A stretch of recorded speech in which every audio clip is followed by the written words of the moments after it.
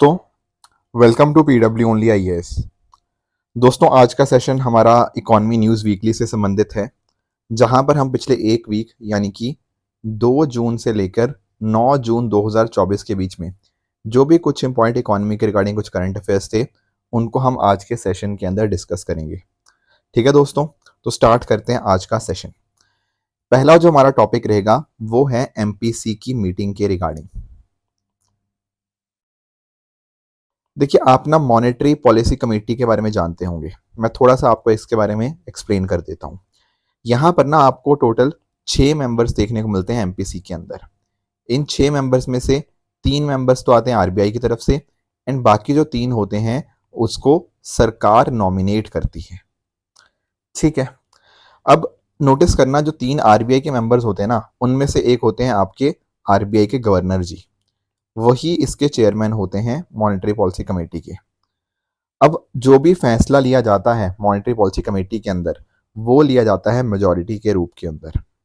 कहने का अर्थ क्या, जैसे 6 लोग हैं ना, कि मान लो 5 लोग किसी चीज़ के फेवर में हैं, एक किसी के अगेंस्ट में है, तो जो 5 लोग कहेंगे हम उसकी बात मान लेंगे। ये होता है कि डिसीजन लिया जाना मेजॉरिटी के बेसिस के ऊपर। पर कई बार ऐसा भी हो सकता है कि लेट से 3:3 आ गया, 3 फेवर में 3 अगेंस्ट में। ऐसे केस में ना आपके जो आरबीआई गवर्नर जी हैं, उनके पास होती है क्या, कास्टिंग वोट, यानी कि वो अपना वोट दोबारा कर सकते हैं।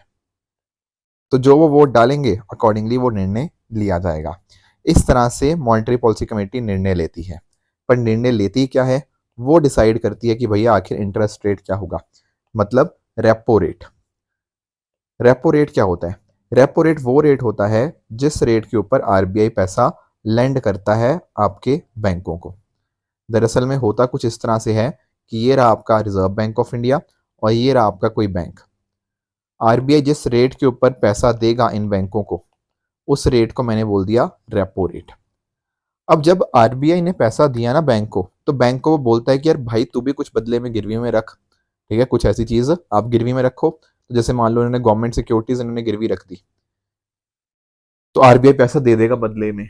एक सर्टेन टाइम के बाद पता क्या होगा, जब बैंक पैसा रिटर्न करेगा आरबीआई को, तो ये जो गवर्नमेंट सिक्योरिटीज उसने रखी हुई थी आरबीआई के पास, ये वापस से क्या कर लेगा, रीपरचेज कर लेगा, मतलब वापस से उसको खरीद लेगा। दरअसल में जो वर्ड है ना रेपो रेट, ये और कुछ नहीं, ये स्टैंड होता है रीपरचेज ऑपरेशन या ऑप्शन के लिए।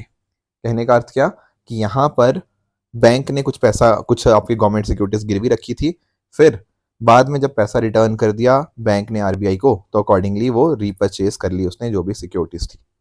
तो this is how a repo rate works. ठीक है, अब रेपो रेट अपने आप में बहुत ज़्यादा इंपॉर्टेंट इसलिए हो जाता है क्योंकि जो भी ये रेट होगा, जिस रेट के ऊपर आरबीआई पैसा बैंकों को दे रहा है, वो अगर मान लो रेट इंक्रीज कर दी जाए, उस केस में बैंक के पास जो पैसा आएगा वो थोड़ा महंगा मिलेगा। क्योंकि अगर बैंक को पैसा महंगा मिल रहा है, मतलब आरबीआई ज़्यादा रेट लगा रहा है, तो बैंक को पैसा महंगा मिल रहा है, और बैंक को पैसा महंगा मिलेगा तो बाद में जो उसके आगे जो कस्टमर देखने को मिलता है, तो कस्टमर को भी वो ज़्यादा रेट चार्ज करेगा।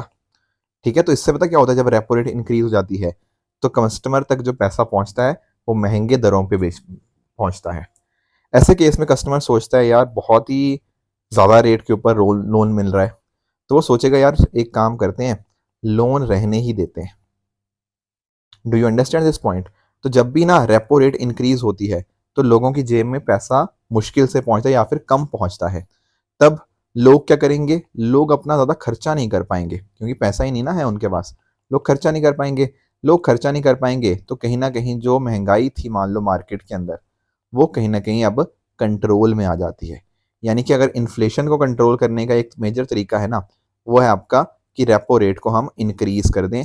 रेपो रेट इंक्रीज हो जाएगा तो कहीं ना कहीं लोगों के हाथ में पैसा नहीं पहुंचेगा, लोगों के हाथ में पैसा नहीं होगा तो वो आगे खर्च नहीं करेंगे, आगे खर्च नहीं करेंगे तो कहीं ना कहीं महंगाई जो होगी वो कंट्रोल में आ जाती है। एक दूसरा सिनेरियो समझो कि मान लो आपकी जो रेपो रेट थी उसको कम कर दिया गया।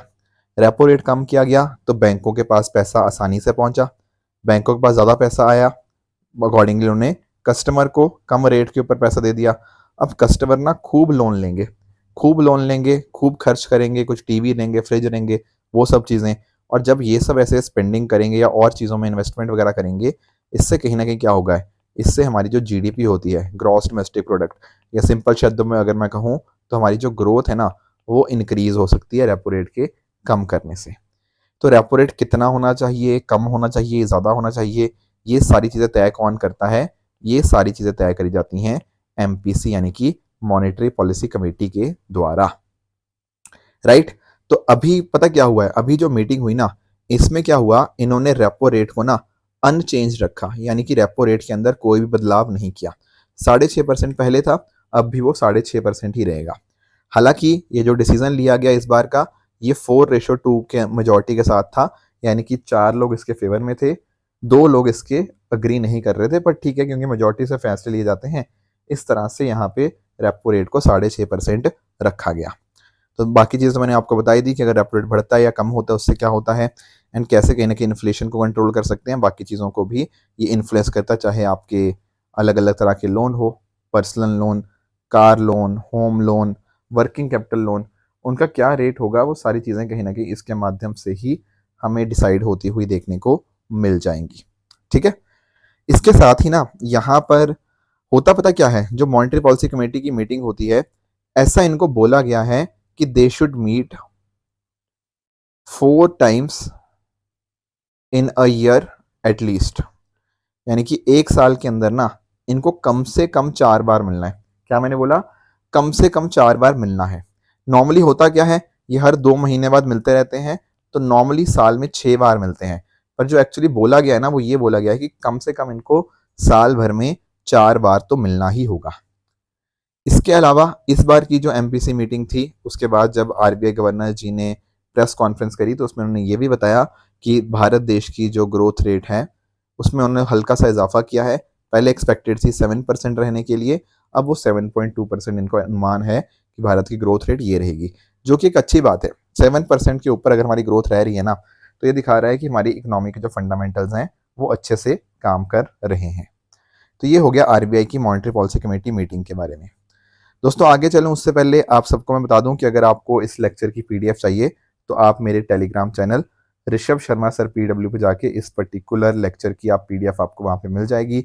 वहाँ पर और भी आपको जो यूपीएससी एग्जाम क्लियर करने के अंदर आपको हेल्प करने वाला डिफरेंट डिफरेंट जो मटीरियल है वो मटीरियल भी मैं अपने टेलीग्राम ग्रुप पे शेयर करता रहता हूँ। तो डेफिनेटली आप इसको ज्वाइन करके आप अपनी प्रेपरेशन को बेटर बना सकते हैं। दोस्तों नेक्स्ट जो हमें टॉपिक डिस्कस करना है ना वो डिस्कस करना है दरअसल में उषा थोराट कमेटी के बारे में रिगार्डिंग क्लियरिंग कॉरपोरेशन। थोड़ा समझते हैं कि आखिर ये क्लियरिंग कॉरपोरेशन होती क्या है एंड अभी सेबी ने अभी एक कमेटी बनाई क्यों है। देखो सीसी या फिर क्लियरिंग कॉरपोरेशन, इनके काम बहुत सारे होते हैं। जैसे फॉर एग्जांपल पहले आप जानते हो ना कि जब मैं बात करता हूँ आपकी मार्केट की, तो आपकी मार्केट प्राइमरी मार्केट हो सकती है या फिर आपकी मार्केट हो सकती है सेकेंडरी मार्केट। ये चीज़ें तो आप समझते होंगे ना। जैसे मान लो अगर मैं बात करूं प्राइमरी मार्केट की, लेट से कोई आईपीओ आया, किसी कंपनी ने यहाँ पे अपना आईपीओ निकाला, तो यहाँ पर पता क्या हो रहा है, फ्रेश शेयर्स को सेल किया जा रहा है, राइट। यहाँ पे कंपनी डील कर रही है आप लोगों के साथ। जब ये चीज़ होती है ना, ऐसी चीज़ को हम बोलते हैं प्राइमरी मार्केट। ठीक है, एक बार लेट से आपके शेयर्स वगैरह आ गए मार्केट के अंदर, फिर पता क्या हो सकता है, फिर ऐसा हो सकता है कि मैं शेयर आपको बेच रहा हूँ, आप मेरे से खरीद रहे हो या किसी और से खरीद रहे हो, तो यहाँ पर ना शेयर्स आपस में लोगों के बीच में ऐसे ट्रांसफर होते रहते हैं या ट्रेड होते रहते हैं रेदर आई शुड से। ये जो सारा काम होता है ये सेकेंडरी मार्केट में होता है, यहाँ पे कंपनी का उतना इन्वॉल्वमेंट नहीं होता। ठीक है सर, ये चीज़ें हमें पता थी कि हाँ मार्केट इस तरह से प्राइमरी और सेकेंडरी मार्केट में डिवाइडेड होती है, सही बात है। अब जब आप बोलते हो हम क्या कर रहे हैं, अलग अलग ट्रांजैक्शंस कर रहे हैं, तो कोई एंटिटी होनी चाहिए जो ये सारे ट्रेड्स हो रहे हैं या फिर उन उसको हैंडल करे, ये जो क्लियरिंग का प्रोसेस है उसको हैंडल करे, आपके ट्रांजैक्शन को प्रॉपरली सेटलमेंट करे। कौन करेगा ये चीज़? ये काम करी जाती है आपके क्लियरिंग कॉरपोरेशंस के द्वारा। आपके डिफरेंट डिफरेंट इवन आपके गवर्नमेंट सिक्योरिटीज़ हो गया, फॉरेक्स मार्केट्स हो गया, मनी मार्केट हो गया, एंड साथ ही साथ आपके डेरिवेटिव मार्केट के अंदर जो भी ऑपरेशंस होते हैं उनको कौन ओवरसी करता है, वो करता है क्लियरिंग कॉरपोरेशन। समझ पाए? तो कहने का मेरा अर्थ पता क्या है कि आपके जो भी आप ट्रांजैक्शंस वगैरह कर रहे हो उसकी कंफर्मेशन करना, उसको सेटलमेंट करना, उसकी डिलीवरी देखना, ये सारे काम कौन देखता है? These are done by clearing corporation. इनको क्लियरिंग कॉरपोरेशन के अलावा क्लियरिंग फर्म या क्लियरिंग हाउस के नाम से भी जाना जाता है। तो सर मीनिंग तो समझ आ गया कि आखिर क्लियरिंग कॉरपोरेशन होती क्या है। एक चीज आपको और समझनी चाहिए जो होता है आपका MII, मार्केट इंफ्रास्ट्रक्चर इंस्टीट्यूशंस। इसमें आपका स्टॉक एक्सचेंज आ गया, जैसे आपका Bombay stock exchange, national stock exchange और इस तरह के, आपकी डिपॉजिटरी आ गया, राइट, आपका क्लियरिंग कॉरपोरेशन आ गया। इन सबको मिलकर ना हम बात करते हैं किसकी? मार्केट इंफ्रास्ट्रक्चर की। ठीक है। अब 2010 में इनफैक्ट एक कमेटी भी बनी थी RBI गवर्नर बिमल जलान जी के अंतर्गत, मतलब फॉर्मर RBI गवर्नर। तो इन्होंने इंफ्रास्ट्रक्चर को ऐसे डिफाइन किया था कि कोई भी चीज़ एक बेसिक सिस्टम की फ्रेमवर्क को जो होती है उसको हम इंफ्रास्ट्रक्चर बोलते हैं। अब क्योंकि जब हम मार्केट की बात करें, फाइनेंशियल मार्केट्स की, तो इस चीज़ को हम बोल देते हैं मार्केट इंफ्रास्ट्रक्चर। चलो ठीक है, ये चीज़ें हमें पता है। और जो क्लियरिंग कॉरपोरेशन की बात भी करूँ ना, तो आपकी रेगुलेटेड कुछ RBI के द्वारा होती हैं, कुछ आपकी सेबी के द्वारा। जैसे आप अलग अलग तरह के यहाँ पे एग्जाम्पल्स भी समझ सकते हो। अब होता पता क्या है, जैसे आपकी जो क्लियरिंग कॉरपोरेशन है, इनका ओनर कौन होता है? इनको हैंडल कौन करता है पूरी तरह से? देखो, इनके जो ओनर होते हैं या अदर आई शुड से, इनको हैंडल करने का जो प्रोसेस होता है वो आपके स्टॉक एक्सचेंज ही इनके ओनर होते हैं। जैसे बॉम्बे स्टॉक एक्सचेंज के द्वारा इंडियन क्लियरिंग कॉरपोरेशन उसकी एक सब्सिडरी है। इसी तरह से अगर मैं बात करूं NSE नेशनल स्टॉक एक्सचेंज की, उसकी NSE क्लियरिंग आपको होली ओन्ड सब्सिडरी आपको देखने को मिल जाएगी। तो एक्चुअल में ना समय समय के ऊपर कुछ कुछ कमेटीज बनती रही हैं जिनका ये कहना था कि अगर ऐसा होता है कि स्टॉक एक्सचेंज ही कंट्रोल करती है आपकी क्लियरिंग कॉरपोरेशन को, तो ये थोड़ा गलत चीज़ हो जाती है। 2018 में पहले भी एक कमेटी बनी थी R गांधी जी के अंतर्गत। उन्होंने बोला था कि भैया ये जो आपके ना मार्केट इंफ्रास्ट्रक्चर इंस्टीट्यूशंस हैं, इनकी ओनरशिप ना ऐसा नहीं होना चाहिए कि आपकी सिर्फ स्टॉक एक्सचेंज के पास ही है। नहीं, इसकी ओनरशिप हमें थोड़ी डिवाइडेड रखनी चाहिए, या रेदर आई शुड से थोड़ी डाइवर्सिफाइड रखी जानी चाहिए। तो अभी दरअसल में ना जो यहाँ पर सेबी के द्वारा एक एडहॉक कमेटी बनाई गई है अंडर उषा थोराट जी, यानी कि उषा थोराट जो कमेटी बनाई गई है वो इसीलिए बनाई गई है ताकि ना जो इन क्लियरिंग कॉरपोरेशन का स्ट्रक्चर होता है, जो इनकी ओनरशिप होता है, उन सभी चीज़ों को यहाँ पर वो ओवरसी कर पाए, देख पाए कि क्या इसमें बदलाव लाने की ज़रूरत है, जैसा कि R गांधी कमेटी के द्वारा बताया भी गया था। तो अगर थोड़ा मैं और बताऊं आपको, तो यहाँ पर आप नोटिस कर पाओगे क्लियरिंग कॉरपोरेशन क्या होती है? एक ऐसी एंटिटी जिसका काम क्या होता है, आपके ट्रेड्स को क्लियर करना, उनको सेटल करना, कोई भी रिकॉग्नाइज स्टॉक एक्सचेंज के ऊपर, यही काम इनका रहता है। ठीक है, क्लियरिंग का आई होप आप मीनिंग समझ गए होंगे।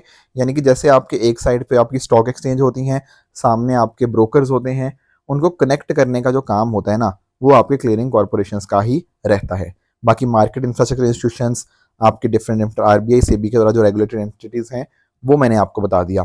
सेबी के बारे में हम श्योर आप बिल्कुल जानते होंगे। देखो, सेबी को वैसे एस्टेब्लिश तो पहले कर दिया गया था, पर ये स्टैट्यूटरी बॉडी आपकी 1992 में यहाँ पे बनती है। ठीक है, पहले बन तो पहले गई थी, पर स्टार्टिंग में ये क्या थी? Non statutory body. Non statutory मतलब कोई एक्ट से नहीं बनी थी, तो यानी कि उस समय इसके पास पावर्स बहुत ज़्यादा कम थी। फिर समय के साथ ऐसा रियलाइज़ किया गया कि इनको पावर्स तो देनी पड़ेंगी। उस वजह से यहाँ पे हमारा एक एक्ट आता है, सेबी एक्ट 1992, जिसके माध्यम से बहुत ज़्यादा इनको फिर पावर्स अकॉर्डिंगली दे दी जाती है, ताकि कुछ भी काम करना हो उसको यहाँ पे अकॉर्डिंगली वो टैकल कर पाए। ठीक है, ये बातें तो हमें पता है। बाकी जो भी हमारे इन्वेस्टर्स होते हैं उनके इंटरेस्ट को ध्यान में रखना, उनका प्रोटेक्शन करना, ये सारे काम यहाँ पर सेबी के द्वारा ही देखे जाते हैं। ठीक है, आई होप ये क्लियरिंग कॉर्पोरेशन वाला जो पूरा मुद्दा था ये आप समझ गए होंगे। बाकी सेबी की जो पावर्स होती हैं that are very well known to you. ठीक है, अलग अलग जो भी फ्रॉड्स होते हैं उनको भी कहीं ना कहीं रोकने की कोशिश करता है। कई बार कुछ इन्वेस्टिगेशंस कंडक्ट करनी होती हैं, कई बार कोई इनके रूल्स को फॉलो नहीं कर रहा तो उसके रिगार्डिंग इन्वेस्टिगेशन करना, ये सारे काम इनके द्वारा यहाँ पर देखे जाते हैं। दोस्तों, अगला हमारा जो टॉपिक रहेगा वो है सेबी के रिगार्डिंग ही है ये भी, पर यहाँ पर पता क्या है? SEBI issues framework for surveillance lapse penalty. अब ये क्या मतलब हुआ? देखो, अभी पहले मैंने आपको MII तो बता दिया, मार्केट इंफ्रास्ट्रक्चर इंस्टीट्यूशंस को तो मैंने आपको बता दिया, राइट। अब जब हम बात करते हैं सर्वेलेंस की, तो सर्वेलेंस का मतलब क्या होता है? किसी चीज़ को आप देख रहे हो, ठीक है, किसी चीज़ को आप कंटिन्यूसली मॉनिटर कर रहे हो, उसी को बोलते हैं सर्वेलेंस। तो जब हम बात करते हैं कि कोई आपका मार्केट इंफ्रास्ट्रक्चर इंस्टीट्यूशन आपकी सर्वेलेंस कर रहा है, इसका मतलब पता क्या है, इसका मतलब ये है कि वो उस सिक्योरिटी मार्केट को लगातार मॉनिटर कर रहा है। उससे क्या होगा, उससे डेटा मिलेगा, डेटा मिलेगा मार्केट में क्या क्या हो रहा है, उसकी डेली बेस पे मॉनिटरिंग हो पाएगी। कुछ गड़बड़ घोटाला होने की कुछ खबरें मिलती हैं या फिर कुछ आइडिया लगता है तो वो चीज़ें पता लग पाएंगी। इंटरमीडिएट्स मार्केट के अंदर, चाहे वो आपके ब्रोकर्स हो गया, आपकी एंटिटीज़ हो गया, ये सब कैसा काम कर रहे हैं, इनका कंडक्ट क्या है, ये पता लगता रहेगा। कुछ अलर्ट्स वगैरह समय समय के ऊपर जनरेट करता रहेगा एंड ओवरऑल एक एनालिसिस हमारे पास आता रहेगा। ये तो होता है सर्वेलेंस। पर जब मैं बात करता हूँ सर्वेलेंस लैब्स की, ये मतलब होता है कि सर्वेलेंस करने में ना आपने कुछ गड़बड़ कर दी। लैब्स समझते हो, लैब्स, लैब्स का मतलब यही होता है कि कुछ गड़बड़ी हो जाना। आपको कोई काम दिया था, जैसे आपने कई बार वर्ड सुना होगा सिक्योरिटी लैब्स, इसका मतलब था कि सिक्योरिटी का काम था कि लेट्स से प्राइम मिनिस्टर या किसी और की सिक्योरिटी का ध्यान रखना, पर उसमें सिक्योरिटी में चूक हो जाना, उसको बोलते हैं लैब्स। तो इसी चीज़ को बोलते हैं सर्वेलेंस लैब्स। इस तरह से अगर मान लो ये चीज़ें नहीं होती, कोई एक्टिविटी ऐसी होती है उसको हम रिपोर्ट नहीं कर पा रहे या फिर इनएडुकेट हो पा रहा है, इसी चीज़ को बोलते हैं सर्वेलेंस लैब्स। तो अभी क्या हुआ है ना, सेबी ने यहाँ पर फ्रेमवर्क इशू किया है कि अगर मान लो कुछ भी ऐसा सर्वेलेंस लैब्स होता है तो उसके रिगार्डिंग पेनल्टीज लगेंगी। अब ये पेनल्टीज क्या होती हैं, ये आप लोगों के लिए इंपॉर्टेंट बिल्कुल नहीं है, ये वैल्यूज याद रखना। पर इसका मीनिंग क्या होता है, कैसे कैसे कौन इस सर्वेलेंस लैब्स को इशू कर सकता है पेनल्टीज को, ये आपको आई होप समझ आ गया होगा। अगर मान लो ये सब चीज़ें होती रही, मतलब कि सर्वेलेंस लैब्स होते रहे, इससे ना इन्वेस्टर्स का कहीं ना कहीं जो कॉन्फिडेंस होता है वो नीचे आ जाता है। क्योंकि देखो मार्केट सर्वेलेंस में हो क्या रहा है, मार्केट सर्वेलेंस में हमें कुछ मैनुपुलेशन अगर मान लो ट्रेडिंग में हो रही है, कुछ इलीगल ट्रेडिंग हो रही है, कुछ इन्वेस्टिगेटिव कुछ अब्यूज हो रहा है, इन सब चीज़ों को रोकने के लिए तो सर्वेलेंस बनाया गया था। अगर सर्वेलेंस में ही लैप्स हो जाएगा तो ये सब चीज़ें हो ही नहीं पाएंगी। फिर जो बायर्स हैं, आपके सेलर्स हैं, उनमें कॉन्फिडेंस कैसे आएगा कि भाई जो भी हम ट्रांजैक्शन कर रहे हैं सही कर रहे हैं, गलत कर रहे हैं। Do you understand this thing? तो इस वजह से मैनिपुलेटिव प्रैक्टिस को रोकने के लिए, अनफेयर प्लेइंग को रोकने के लिए एंड लोगों के अंदर कॉन्फिडेंस एंड ट्रस्ट बनाने के लिए मार्केट सर्वेलेंस ज़रूरी है। एंड कोशिश करनी चाहिए कि जो लैब्स वगैरह होते हैं ना, इन लैब्स को हम यहाँ पे ख़त्म कर पाएँ। तो इसीलिए सेबी ने पेनल्टीज़ भी यहाँ पे लगाने की कोशिश करी है। तो ये कुछ टॉपिक्स है जो आज हमें डिस्कस करने थे। आपके लिए मैं 2 क्वेश्चंस लेकर आया हूँ। एक क्वेश्चन यहाँ पर आपके सामने है, यूपीएससी 2018 का क्वेश्चन। इसको आप ट्राई कीजिएगा। अगर आपको अपॉर्चुनिटी कॉस्ट का अर्थ पता है तो आप ये क्वेश्चन बहुत आराम से कर पाएंगे। दूसरा आपके लिए जो होमवर्क रहेगा वो है कि अगर मान लीजिए इंटरेस्ट रेट कम होती है तो क्या होगा उससे। ये क्वेश्चन मैंने डिस्कस किया अभी थोड़ी देर पहले ही, तो आई एम श्योर आप इस क्वेश्चन को तो पक्का ही बहुत अच्छे से आंसर कर पाएंगे। इसके अलावा लास्ट वीक मैंने कुछ आपको होमवर्क दिया था, उनके आंसर एक बार देख लेते हैं। यहाँ पर आपसे पूछा गया था कैपिटल गेन के बारे में। क्या है कैपिटल गेन के बारे में? मैं आपको एक एग्जांपल से समझाता हूँ। मान लीजिए आपके सामने एक पेंटिंग है। अब हो सकता है इस पेंटिंग की कीमत हो 1 लाख रुपए, ठीक है। पर होता पता क्या है, समय के साथ ना ये पेंटिंग की पॉपुलैरिटी बढ़ती रहती है। अब वो किसी भी कारण की वजह से हो सकता है। लेट्स से जिस पेंटर ने इस पेंटिंग को बनाया हो उसकी डेथ हो जाए, या फिर कोई बहुत ही ऐसा फेमस पेंटर हो जिसने ये पेंटिंग बनाई। पहले उसका प्राइस कम था, पर समय के साथ साथ उसका जो प्राइस था, उस पर्टिकुलर पेंटिंग का जो दाम था, वो बढ़ता गया। तो मुझे एक बात बताओ, हो सकता है ना पहले इसका दाम 1 लाख था, अब पॉपुलैरिटी बढ़ने की वजह से इसका दाम हो गया 1 करोड़। अब ये बताओ ये वाली 1 लाख वाली चीज़ 1 करोड़ कैसे होगी? आप बोलोगे सर पॉपुलैरिटी की वजह से। राइट, है तो वही चीज़, है तो चीज़ 1 लाख वाली ही, पर उसकी किसी कारण की वजह से प्रॉपर्टी उसकी वैल्यू 1 करोड़ हो चुकी है। तो ये 99 लैक्स को हम क्या बोलेंगे? आप बोलोगे भैया ये तो हो गया क्या, कैपिटल गेन हो गया। है आइटम वही, पर उस आइटम की कीमत बढ़ चुकी है। मैंने ये नहीं कहा कि आइटम्स बढ़ गई, आइटम उतनी ही थी जितनी पहले थी, कोई क्वांटिटी के अंदर बदलाव नहीं आया, क्वांटिटी उतनी ही है, पर उस क्वांटिटी का जो प्राइस था वो पॉपुलैरिटी या किसी और कारण की वजह से इंक्रीज हो जाना इस term as capital gain. Right, अब नोटिस करो यहाँ पे पूछ रहा है कि इनमें से कौन से केसेस के अंदर कैपिटल गेन हो सकता है। अगर आप पहले स्टेटमेंट की बात करो जहाँ कह रहा है कि अगर मान लो प्रोडक्ट की सेल्स बढ़ गई, मुझे एक बात बताओ, अगर मान लो प्रोडक्ट की सेल्स बढ़ गई, ठीक है, क्या उससे उसकी वैल्यू के ऊपर इंक्रीज होगा? Answer is no. आप जब कह रहे हो कि हम उसकी सेल्स बढ़ा देंगे, इससे उसकी क्वांटिटी तो इंप्रूव हो रही है, पर इससे उसकी वर्थ जो होती है, जो उसकी वैल्यू होती है उस प्रोडक्ट की, वो तो नहीं बढ़ रही। तो इस वजह से पहला स्टेटमेंट तो गलत हो जाएगा। दूसरा स्टेटमेंट हमारे सामने कह रहा है कि अगर मान लो आपके पास कोई प्रॉपर्टी थी उसके वैल्यू के अंदर नेचुरल इंक्रीज होना, हाँ बिल्कुल, इसी को तो हम यहाँ पे कैपिटल गेन बोलते हैं। एंड जो थर्ड स्टेटमेंट कह रहा है कि मान लो कोई आपने पेंटिंग खरीदी एंड उस पेंटिंग की वैल्यू के अंदर एक इंक्रीज हो गया है बिकॉज ऑफ इट्स पॉपुलैरिटी, तो ये एक कैपिटल गेन कहलाएगा। इसलिए यहाँ पर इसका जवाब बनेगा option number B, 2 and 3 only. Right, देखो पीडीएफ के अंदर ना मैंने इन क्वेश्चंस के डिटेल्ड आंसर भी दे रखी हैं, तो आप मेरा जो टेलीग्राम चैनल है ना, ऋषभ शर्मा सर PW, वहाँ पर जाके इस पीडीएफ को आप डेफिनेटली डाउनलोड कीजिएगा। एंड आई एम श्योर आपके जो एक्सप्लेनेशंस हैं वो भी आपको हेल्प करेंगे अपनी प्रेपरेशन को और भी बेहतर बनाने के अंदर। चलो, इसके अलावा मैंने आपसे एक और क्वेश्चन पूछा था, वो क्वेश्चन था यूपीएससी 2023 का कि इंडिया कितने प्रतिशत गुड्स को एक्सपोर्ट करता है। देखो एक्चुअली अगर हम बात करें ना लेटेस्ट WTO डेटा की, तो हमें पता लगेगा कि गुड्स या जिसको हम मर्चेंडाइज भी बोलते हैं, उस केस में ना इंडिया का शेयर काफ़ी कम है। इंडिया का शेयर लगभग 1.7% ही आपको देखने को मिलेगा। ग्लोबल इंपोर्ट्स में भी मतलब अगर हम बात करें तो वो नंबर ज़्यादा आता है, राइट। बट एक्सपोर्ट्स में जो कह रहा है ना 3.2%, ये आपको एक आइडिया पढ़ते समय ही आ जाना चाहिए कि इतना हम एक्सपोर्ट नहीं करते गुड्स का। हाँ, इंडिया सर्विसेज में अच्छा खासा एक्सपोर्ट करता है, पर गुड्स में इतना नहीं करता। और यूपीएससी ने आप नोटिस किया होगा काफ़ी बार ऐसे डेटा आपको चेंज करने की कोशिश करता है, राइट। तो इस तरह की कुछ चीज़ें होती हैं जो आपको अंडरस्टैंड करनी चाहिए, आपको पहचानना आना चाहिए। एंड आई एम श्योर अगर आप इसको ऐसे प्रैक्टिस करते रहेंगे तो you will have an idea definitely in this particular case. ठीक है, तो इसका आंसर क्या बनेगा? देखो पहला तो यहाँ पे गलत है। दूसरे स्टेटमेंट की बात करें, जो बात कर रहा है कि लोकल कंपनीज एंड कुछ फॉरेन कंपनीज जो इंडिया में ऑपरेट कर रही हैं उनको भारत के PLI स्कीम का बेनिफिट मिला है, ये स्टेटमेंट अपने यहाँ पे बिल्कुल सही है। तो आपका आंसर बनेगा option number D, statement 1 is incorrect but statement 2 is correct. दोस्तों ये थी आज की डिस्कशन। इसी तरह से दोस्तों आप भी अपने एंड पे हार्डवर्क करते रहिए। Thank you very much for the discussion.